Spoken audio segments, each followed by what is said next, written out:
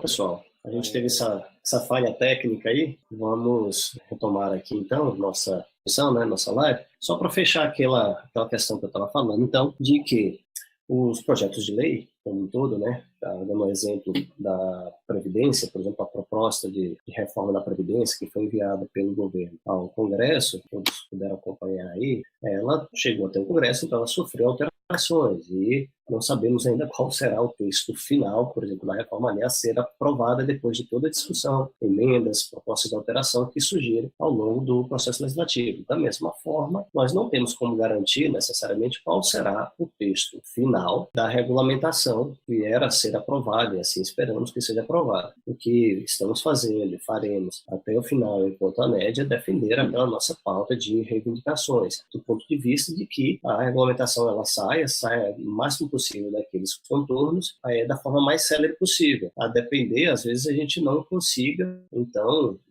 aí ter o melhor dos textos, né? Porque a gente não tem como garantir o que de fato será definido, votado e aprovado ali pelos parlamentares, seja em qualquer projeto de lei que esteja tramitando no Congresso. Só para fechar, a nossa expectativa é que o 3179, então, ele tem chance de ter uma celeridade maior por conta desses contornos que a gente colocou. Mas o processo legislativo é assim, a qualquer momento nós podemos ser surpreendidos com algum movimento, com algum destaque e assim por diante. Então, a gente já passou esse bastante tempo, vou devolver a palavra aqui para o Rick e a gente poder continuar, vocês vão ter perguntas, outras considerações aí, quando aí.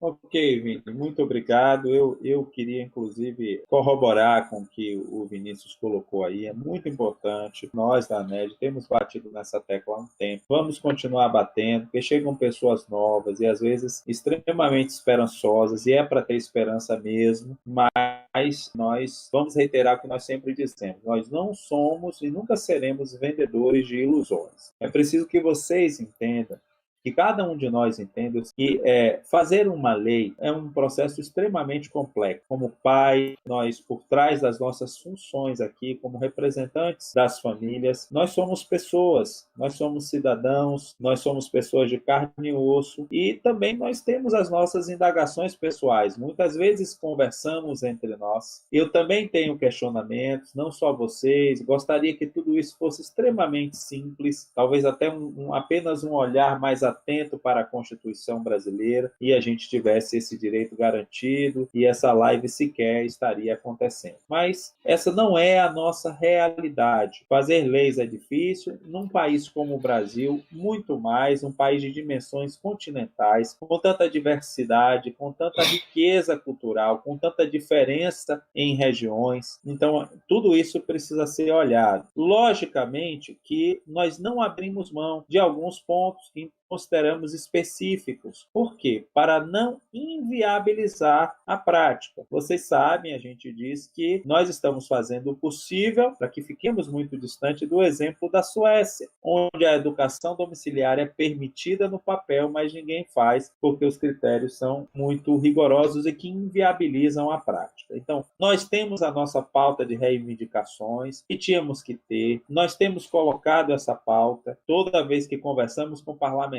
que estão interessados em nos apoiar ou em fazer um projeto de lei. Nós não abrimos mão disso, mas tanto em municípios quanto em estados e logicamente, em nível federal. Mas é preciso que se entenda que esse é um processo de negociação. Talvez o termo soe estranho, mas não é porque nós sabemos o que queremos, não é porque nós entendemos de homeschooling, não é porque nós buscamos fazer uma legislação que nos atenda e que temos pontos que são primordiais para que nós tenhamos uma legislação boa. Não é por causa dessas coisas que nós vamos ser atendidos em tudo aquilo que nós estamos solicitando e pedindo. Se vocês procurarem uma série de classes sociais, de líderes de movimentos e tal, que conseguiram, né, leis que os beneficiassem em qualquer setor da sociedade, e você perguntar a eles assim, olha, você está satisfeito com a lei que você conseguiu e tal, eles podem dizer a você que estão, mas eles sempre vão dizer que poderia ser melhor. Por quê? Porque esse é um processo contínuo. O que nós precisamos é furar esse bloqueio, né? Precisamos furar esse esse bloqueio, que continue. Não vamos ter uma lei perfeita, porque não se tem isso em nenhuma esfera. Vamos buscar uma lei razoável, de razoável para boa, e vamos buscar aperfeiçoá-la. E quando ela sair, vamos ter inteligência para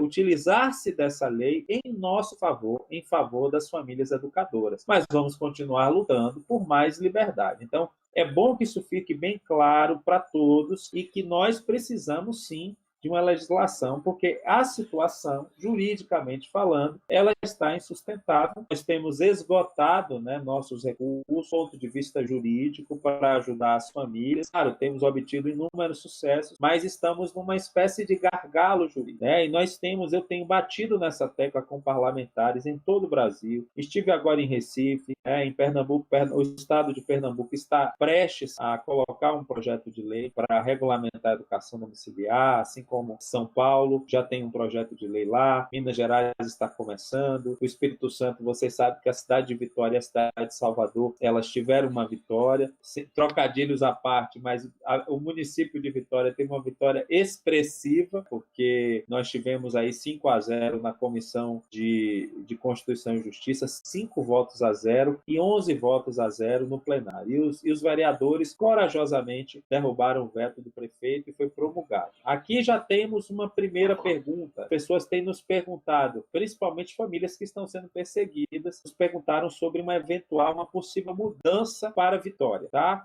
E eu tenho dito e continuo dizendo que esperem, porque esse tipo de lei tem a sua precariedade, tem a sua, digamos assim, a sua fragilidade. Vamos esperar um pouco, porque ela acabou de ser promulgada, ela precisa ainda de uma normatização, e a normatização é o seguinte, gente, as leis, quando elas são feitas em nosso país, em outros países também, em determinados detalhes. Como é que vai ser feito isso? Isso, na verdade, é a parte da normatização. Então, esse é um outro trabalho que precisa ser feito, pode-se ter algum tipo de ação. Então, o correto agora é aguardar. Se nós, da ANED, tivéssemos essa certeza que, assim, Vitória está livre para lá, porque lá vocês têm liberdade para educar, nós seríamos os primeiros a levantar essa bandeira. Então, agora nós precisamos ser criteriosos, precisamos ser moderados, e nós ainda não estamos respondendo às pessoas que nos perguntam: posso me mudar para Vitória porque eu vou ter liberdade lá para educar meus filhos? Ainda não. Vamos aguardar, é o mais sensato a fazer.